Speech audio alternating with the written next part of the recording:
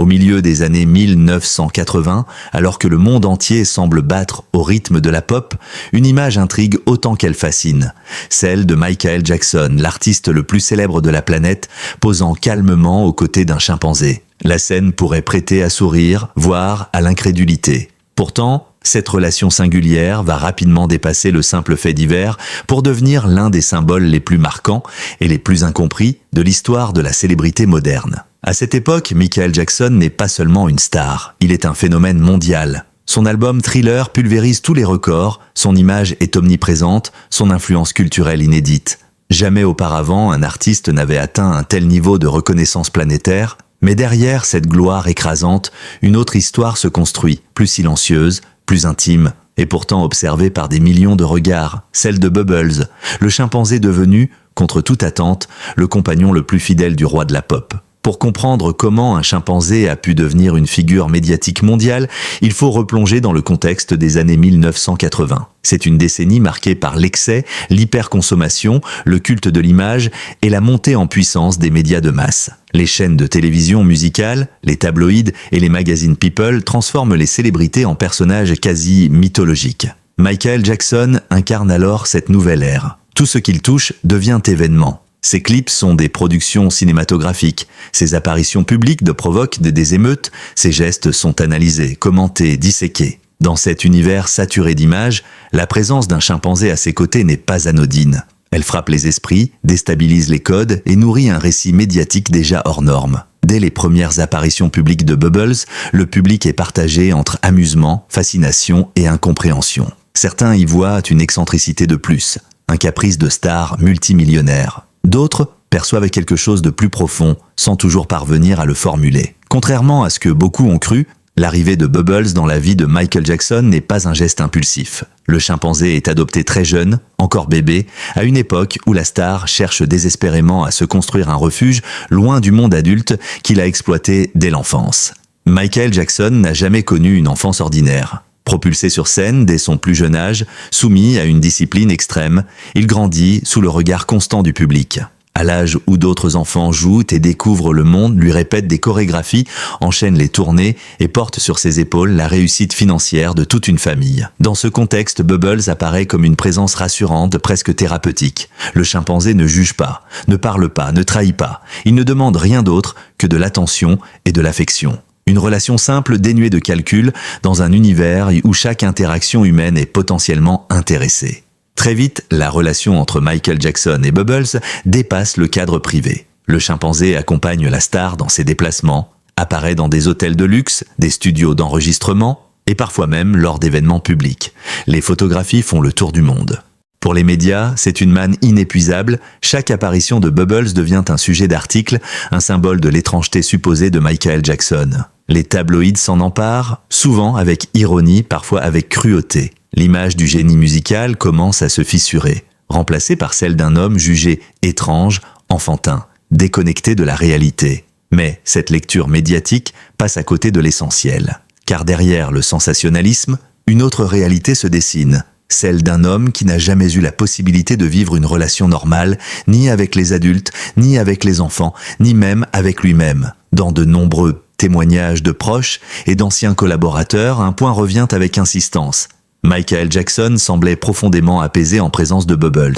Il lui parlait, jouait avec lui, partageait des moments de calme rares dans une vie rythmée par les tournées et les obligations contractuelles. Pour certains psychologues et spécialistes de la célébrité, cette relation s'inscrit dans un schéma bien connu, celui du besoin de contrôle et de sécurité émotionnelle chez les individus ayant subi une enfance traumatique. Le chimpanzé devient alors un miroir, une extension de l'enfant intérieur que Michael Jackson n'a jamais pu être.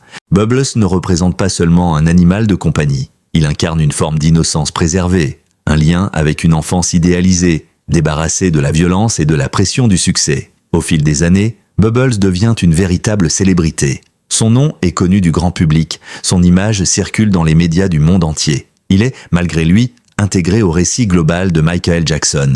Certains fans l'adorent, d'autres s'en moquent, mais personne ne l'ignore. Cette transformation d'un animal en icône médiatique pose déjà à l'époque des questions éthiques. Peut-on exposer ainsi un chimpanzé au regard du monde? Où se situe la frontière entre affection sincère et instrumentalisation involontaire? Ces interrogations restent marginales dans les années 1980, éclipsées par la fascination générale pour la star. Ce n'est que bien plus tard que le regard sur cette relation évoluera à la lumière de nouvelles sensibilités concernant la condition animale et la santé mentale des célébrités. Ce que Michael Jackson vivait comme une relation apaisante et authentique est perçu par une partie du public comme une excentricité inquiétante. Ce décalage entre vécu intime et perception médiatique ne cessera de s'accentuer au fil des années. Bubble devient alors un symbole involontaire, celui de la solitude extrême de la célébrité absolue. Derrière les sourires et les apparitions publiques, il révèle une vérité plus dérangeante. Plus on est adoré par des millions de personnes, plus il devient difficile de faire confiance à qui que ce soit. À ce stade de l'histoire, rien ne laisse encore présager la séparation, ni le destin futur du chimpanzé. Bubbles est toujours aux côtés de Michael Jackson et le monde continue de regarder, de commenter, de juger. Mais déjà les graines du doute et de la controverse sont semées. Car derrière cette image devenue légendaire, un homme et un chimpanzé partageant un instant de calme, se cache une question universelle. Que reste-t-il de l'humain lorsque la célébrité efface toutes les frontières du réel ? Un silence épais, presque pesant, celui qui règne une fois les portes fermées, loin des foules hystériques et des projecteurs. C'est là, dans cet espace invisible au grand public, que la relation entre l'homme et le chimpanzé prend une dimension bien plus complexe que celle d'une simple excentricité de star. À mesure que la notoriété de Michael Jackson grandit, son isolement devient paradoxalement plus profond. Entouré en permanence de gardes du corps, de managers, d'avocats et de conseillers, il est rarement seul, et pourtant presque toujours isolé. Chaque interaction est filtrée, surveillée, intéressée. La confiance devient un luxe inaccessible. Dans ce contexte, Bubbles occupe une place unique. Contrairement aux adultes qui gravitent autour de la star, le chimpanzé n'attend rien de lui, sinon de la présence. Il ne connaît ni les contrats, ni les chiffres de vente, ni les polémiques. Il ne voit pas une icône, mais un être familier. Pour Michael Jackson, cette absence totale de jugement est essentielle. Plusieurs proches de l'artiste ont confié, des années plus tard, que les moments les plus calmes de Michael étaient souvent se passer avec Bubbles. Il pouvait s'asseoir à même le sol, jouer, rire, se comporter d'une manière qui tranchait radicalement avec l'image publique du génie perfectionniste. Pour comprendre cette relation, il faut revenir encore et toujours à l'enfance de Michael Jackson. Une enfance marquée par la rigueur, la peur de l'échec et l'absence de liberté. Très tôt, il apprend que l'amour est conditionnel. On l'aime s'il réussit, s'il performe, s'il rapporte. Cette blessure originelle ne disparaît jamais. Elle se transforme, se déguise, mais reste présente. Bubbles devient alors une sorte de refuge émotionnel. Avec lui, Michael, peut-être imparfait, vulnérable, spontané, il n'a rien à prouver. Certains psychologues parlent d'un phénomène de régression protectrice. Face à une pression extrême, l'individu se réfugie dans un univers plus simple, plus sûr, souvent associé à l'enfance. Le chimpanzé, par son comportement joueur et affectueux, incarne précisément cet univers. Mais cette intimité n'échappe jamais complètement au regard extérieur. Les médias scrutent chaque détail, chaque photo, chaque anecdote. La relation est rapidement réduite à une caricature. Michael Jackson devient l'homme qui dort avec un chimpanzé, une formule choc qui alimente les moqueries et les soupçons. Ce traitement médiatique contribue à accentuer le fossé entre la réalité vécue et l'image publique. Plus la presse ridiculise ou dramatise la situation, plus Michael se replie sur lui-même. Un cercle vicieux s'installe. L'isolement nourrit l'incompréhension, qui renforce à son tour l'isolement. Dans ce contexte, Bubbles est plus seulement un compagnon. Il devient un symbole de résistance face à un monde perçu comme hostile. Une présence constante dans un univers instable. Un autre aspect fondamental de cette relation réside dans la question du contrôle. Michael Jackson a grandi dans un environnement où il n'avait aucun pouvoir sur sa propre vie. Adulte, il cherche à reprendre ce contrôle par tous les moyens, son image, son art, son environnement et ses relations. Avec Bubbles, le cadre est clair, stable, prévisible. Le chimpanzé vit selon un rythme simple, répétitif, rassurant. Cette régularité contraste fortement avec le chaos émotionnel et médiatique qui entoure la star. Elle lui offre un sentiment de maîtrise et de sécurité. Certains critiques y verront une forme de domination ou d'appropriation. Mais pour ceux qui ont observé la relation de près, il s'agissait surtout d'un équilibre fragile, construit sur un besoin mutuel. L'animal reçoit attention et soin. L'homme reçoit affection et apaisement. La question centrale demeure, Michael Jackson aimait-il Bubbles pour ce qu'il était ou pour ce qu'il représentait ? La réponse n'est pas simple. Comme souvent dans les relations humaines, et plus encore dans celles impliquant des animaux, l'amour se mêle à la projection. Bubble devient le dépositaire de tout ce que Michael Jackson ne peut exprimer ailleurs. Sa peur, sa tristesse, son besoin de tendresse. Cette charge émotionnelle, bien qu'invisible, est lourde. Elle révèle la profondeur du mal-être de l'artiste, mais aussi sa capacité à aimer sincèrement. Ce lien, aussi authentique soit-il, n'est cependant pas sans conséquences. À mesure que le chimpanzé grandit, sa force et son comportement évoluent, la relation, autrefois simple et ludique, devient plus complexe, plus risquée. Une tension silencieuse commence à apparaître. La relation entre Michael Jackson et Bubbles, si forte soit-elle, ne peut rester figée dans le temps. Les contraintes biologiques, sociales et médiatiques s'imposent peu à peu. Mais pour l'instant, Michael s'accroche. Il retarde l'inévitable, refuse de voir que ce refuge émotionnel est voué à changer. Comme souvent dans sa vie, il tente de suspendre le temps, de préserver une innocence menacée. Et alors que le monde continue de juger sans comprendre, une question commence à émerger, lourde de conséquences. Que se passera-t-il lorsque ce lien, aussi fragile que vital, sera rompu? Il n'y a pas eu d'annonce officielle, pas de conférence de presse, pas même de communiqué soigneusement rédigé. La séparation entre Michael Jackson et Bubbles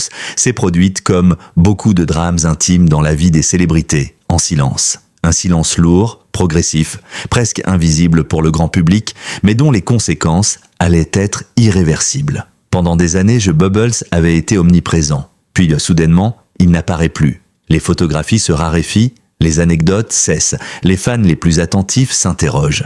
Les médias, d'abord distraits par d'autres polémiques, finissent par remarquer cette absence troublante. Où est passé le chimpanzé le plus célèbre du monde? La première raison de cette rupture tient à une vérité incontournable. Bubbles grandit. Ce qui était un jeune chimpanzé joueur et relativement docile devient, avec les années, un primate adulte, puissant, imprévisible. Contrairement aux idées reçues, les chimpanzés ne sont pas de simples animaux de compagnie. Leur force physique dépasse largement celle d'un homme adulte et leur comportement peut devenir dangereux, même sans intention agressive. Les spécialistes alertent l'entourage de Michael Jackson. Les risques sont réels, tant pour l'artiste que pour l'animal. Le chimpanzé nécessite désormais un environnement adapté, des interactions avec ses congénères, un cadre que même le domaine de Neverland ne peut totalement garantir. Pour Michael, accepter cette réalité est une épreuve. Cela signifie reconnaître que le temps passe, que l'innocence ne peut être conservée éternellement. Une acceptation qui lui a toujours été difficile. À ces contraintes biologiques s'ajoutent des pressions légales et médiatiques. À partir des années 1990, la perception du public change. Les questions liées au bien-être animal gagnent en importance. Ce qui était autrefois perçu comme une excentricité charmante devient progressivement un sujet de controverse. Les autorités, les vétérinaires, les conseillers juridiques insistent, maintenir Bubbles dans un environnement humain n'est plus défendable. La responsabilité de Michael Jackson, déjà fragilisée par des accusations et une surveillance médiatique constante, est engagée. Dans ce climat tendu, chaque décision est scrutée, interprétée, parfois instrumentalisée. Michael comprend que garder Bubbles à ses côtés pourrait devenir un argument supplémentaire contre lui. Une nouvelle arme pour ses détracteurs. Si la séparation est rarement commentée par Michael Jackson en public, ceux qui l'ont côtoyé évoquent une profonde tristesse. Pour lui, Bubbles n'était pas un simple animal, mais un compagnon de vie, un témoin silencieux de ses moments de fragilité. La rupture est vécue comme un abandon forcé, presque une trahison envers lui-même. Certains proches racontent qu'il évitait le sujet, changeait de conversation dès que le nom du chimpanzé était évoqué. Le silence devient une stratégie de survie émotionnelle. Cette douleur s'ajoute à d'autres pertes, celle d'une enfance jamais vécue, celle d'une image publique de plus en plus dégradée, celle d'un monde intérieur qui se fissure. Lorsque l'information finit par émerger, elle est traitée avec une froideur déconcertante. Les titres parlent de « fin d'une lubie », de « caprice abandonné ». Rarement la dimension humaine de la séparation est évoquée.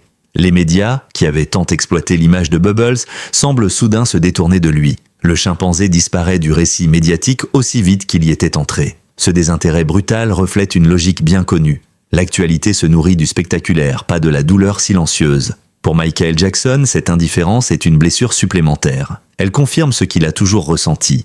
L'amour du public est conditionnel, volatile et souvent dénué d'empathie. Avec la disparition de Bubbles de sa vie quotidienne, quelque chose se brise définitivement. Le chimpanzé incarnait un refuge, un espace hors du temps. Son départ marque la fin d'une illusion, celle de pouvoir préserver un fragment d'innocence dans un univers impitoyable. À partir de ce moment, Michael Jackson apparaît de plus en plus isolé, vulnérable. Les scandales, les procès, les difficultés financières et personnelles s'accumulent. Le cercle protecteur se réduit. Le silence devient omniprésent. La séparation avec Bubbles n'est pas la cause de cette chute, mais elle en est un symptôme révélateur. Elle symbolise l'impossibilité, pour une célébrité absolue, de vivre une relation simple et durable même avec un animal. Pendant que le monde continue de commenter la vie de Michael Jackson, Bubbles entame une trajectoire totalement différente. Loin des projecteurs, loin des foules, il est transféré dans un environnement plus adapté à sa nature. Un lieu où il peut évoluer, interagir, exister sans être un symbole. Mais cette nouvelle vie, aussi nécessaire soit-elle, soulève une autre question, essentielle. Que devient un être vivant après avoir été projeté au rang d'icône mondiale ? Peut-on vraiment effacer un passé aussi chargé ? Lorsque le nom de Bubbles cesse d'apparaître dans les colonnes des magazines People, beaucoup pensent que l'histoire est terminée. Comme si, une fois séparé de Michael Jackson, le chimpanzé avait cessé d'exister aux yeux du monde. Pourtant, c'est précisément à ce moment-là que commence la partie la plus méconnue, la plus révélatrice et sans doute la plus bouleversante de son existence. Après la séparation, Bubbles est transféré dans un sanctuaire spécialisé aux États-Unis, en Floride, un lieu conçu pour accueillir de grands singes ayant vécu en captivité humaine. Le contraste avec sa vie passée est radical. Fini les hôtels de luxe, les studios d'enregistrement, les couloirs feutrés de Neverland. Désormais, son quotidien se déroule au rythme de la nature, dans un environnement pensé pour respecter ses besoins biologiques et sociaux. Ce changement, bien que nécessaire, n'est pas anodin. Les spécialistes du comportement animal expliquent que les chimpanzés élevés auprès d'humains développent souvent des troubles d'adaptation. Ils ne sont ni totalement sauvages, ni pleinement intégrés à leur espèce. Bubbles n'échappe pas à cette réalité. À son arrivée, il présente des signes de stress, de confusion, parfois même de comportements répétitifs, typiques des animaux ayant longtemps vécu hors de leur milieu naturel. Le processus de réadaptation est long, délicat et demande une attention constante. Progressivement, Bubbles apprend à vivre autrement. Il découvre la présence d'autres chimpanzés, leurs codes sociaux, leur hiérarchie parfois brutale. L'intégration n'est pas immédiate. Certains pensionnaires n'acceptent pas facilement ce nouveau venu au passé si particulier. Les soigneurs racontent que Bubbles se distingue par un comportement étonnamment doux, presque réservé. Habitué à une relation exclusive avec un humain, il peine d'abord à trouver sa place. Mais avec le temps, des liens se tissent, des amitiés discrètes naissent, une routine s'installe. À 42 ans, un âge avancé pour un chimpanzé, Bubbles est désormais considéré comme un senior. Son quotidien est calme, structuré, loin de l'agitation qui a marqué sa jeunesse. Il passe de longues heures à observer, à se reposer, à interagir à son rythme avec ses congénères. Vieillir est une expérience universelle, mais vieillir après avoir été une célébrité mondiale est une réalité singulière, même pour un chimpanzé. Les soigneurs confient que Bubbles conserve des habitudes héritées de sa vie passée. Il manifeste un intérêt particulier pour la musique, réagit à certains sons et semble apprécier les interactions humaines plus que la moyenne. Ces détails anodins en apparence rappellent à quel point son histoire est unique. Bubbles n'est pas un chimpanzé comme les autres. Il porte en lui les traces indélébiles d'un passé hors norme, façonné par la proximité avec un être humain devenu légende. Pourtant, dans ce sanctuaire, personne ne l'appelle la star. Ici, il est avant tout un animal à protéger, à accompagner vers une vieillesse digne. Une approche qui tranche avec l'exploitation médiatique dont il a longtemps été l'objet. La question se pose alors, inévitablement, Bubbles est-il aujourd'hui plus heureux ? Les experts restent prudents. Le bonheur animal est difficile à mesurer, surtout chez des individus au parcours aussi atypique. Mais certains indicateurs sont encourageants. Une stabilité émotionnelle accrue, une meilleure santé globale, une diminution des comportements anxieux. Cette vie, loin des projecteurs, semble offrir à Bubbles quelque chose qu'il n'a jamais vraiment connu auparavant, l'anonymat. Un luxe rare pour un être dont l'image a fait le tour du monde avant même qu'il ne comprenne ce que cela signifiait. Depuis quelques années, l'intérêt pour le sort de Bubbles renaît, porté par une nouvelle génération plus sensible aux questions de bien-être animal. Des reportages, des documentaires, des articles s'interrogent sur son destin. Le ton a changé. Là où l'on riait autrefois, on questionne désormais. Là où l'on jugeait, on cherche à comprendre. Bubbles devient alors le symbole d'une époque révolue, celle où la frontière entre fascination et exploitation était floue. Son histoire est relue à la lumière de nouvelles valeurs, plus respectueuses du vivant. Aujourd'hui, Bubbles est plus une attraction. Il ne pose plus pour les photographes, il ne voyage plus, il vit tout simplement. Et cette simplicité, paradoxalement, rend son histoire encore plus puissante, car en observant sa trajectoire, une évidence s'impose. Ce chimpanzé a traversé les excès de la célébrité humaine sans jamais l'avoir choisi. Il en porte encore les cicatrices, mais aussi une forme de résilience silencieuse. Son existence actuelle, discrète et protégée, pose une question essentielle. Fallait-il passer par tout cela pour en arriver là ? Et surtout, qu'avons-nous appris ? Lorsque l'on regarde aujourd'hui la trajectoire de Bubbles, une impression domine. celle d'un destin qui dépasse largement le cadre d'une simple anecdote people. Ce chimpanzé, jadis compagnon d'une des plus grandes stars de l'histoire, est devenu malgré lui un révélateur puissant de notre rapport à la célébrité, à l'innocence et au vivant. Son histoire, relue avec le recul du temps, agit comme un miroir tendu à notre société. Dans les années 1980, l'image de Michael Jackson avec un chimpanzé sur l'épaule faisait sourire, intriguait, parfois amusait. À l'époque, peu se demandaient si cette situation était juste, équilibrée ou durable. Le spectaculaire l'emportait sur la réflexion. Bubbles incarnait alors l'excentricité d'un génie perçu comme hors norme, presque hors du réel. Aujourd'hui, cette même image suscite un tout autre regard. Elle apparaît comme le symbole d'une époque où la célébrité semblait autoriser toutes les transgressions, où la frontière entre fascination et exploitation était floue. Bubbles n'était pas seulement un animal de compagnie. Il était devenu un élément du récit médiatique, une extension de l'image publique de son maître. L'histoire de Bubbles met en lumière un mécanisme implacable. La célébrité transforme tout en symbole, même ce qui devrait rester intime. Le chimpanzé n'a jamais choisi d'être célèbre, pas plus que Michael Jackson n'a choisi l'enfance qu'on lui a confisquée. Tous deux ont été projetés dans une lumière trop forte, trop tôt, trop longtemps. Cette mise en parallèle est troublante. D'un côté, un enfant star devenu adulte sans avoir connu la normalité. De l'autre, un animal arraché à son milieu naturel pour devenir compagnon, puis icône. Deux trajectoires différentes, mais marquées par une même absence de choix réel. Avec le recul, l'histoire de Bubbles pose une question centrale. Jusqu'où peut aller l'affection lorsqu'elle s'exerce dans un rapport de domination involontaire? Michael Jackson aimait sincèrement son chimpanzé, peu en doutent aujourd'hui. Mais l'amour suffit-il à justifier une situation contraire aux besoins fondamentaux d'un être vivant? Les mentalités ont évolué. Les sanctuaires, les lois sur la protection animale, la sensibilisation du public témoignent d'un changement profond. Ce qui était toléré hier ne l'est plus aujourd'hui. Et c'est précisément pour cela que le parcours de Bubbles conserve une valeur pédagogique immense. Il serait trop simple de faire porter la responsabilité uniquement sur Michael Jackson. Les médias, le public, l'industrie du divertissement ont tous participé à la construction de ce récit. Chaque photo publiée, chaque article sensationnaliste, chaque moquerie a renforcé un système où l'extraordinaire prime sur l'humain ou sur l'animal. Bubbles a été observé, commenté, jugé, puis oublié. Ce cycle est révélateur de notre consommation de l'information people, rapide, émotionnelle, souvent dénuée de suivi. Ce n'est que des années plus tard que la question de son bien-être est devenue un sujet digne d'intérêt. Aujourd'hui, à 42 ans, Bubbles vit une existence que beaucoup qualifieraient enfin de normale.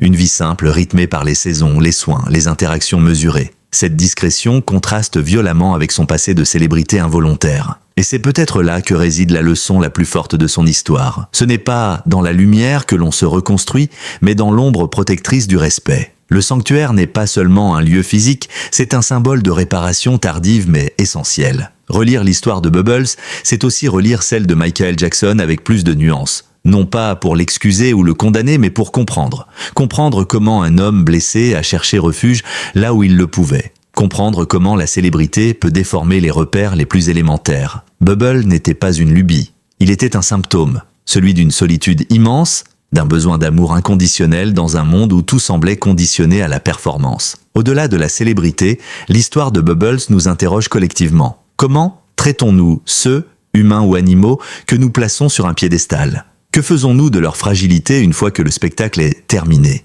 Et surtout, avons-nous appris à regarder autrement? Bubbles n'est plus sous les projecteurs. Mais son histoire continue de parler. Elle nous rappelle que l'innocence n'est pas un décor, que l'amour ne dispense pas de responsabilité et que la célébrité, lorsqu'elle n'est pas accompagnée de conscience, peut devenir destructrice. Il n'y a pas de fin spectaculaire à l'histoire de Bubbles. Pas de révélation choc, pas de scandale final. Seulement un chimpanzé vieillissant, vivant paisiblement loin du tumulte, et peut-être est-ce là la conclusion la plus juste.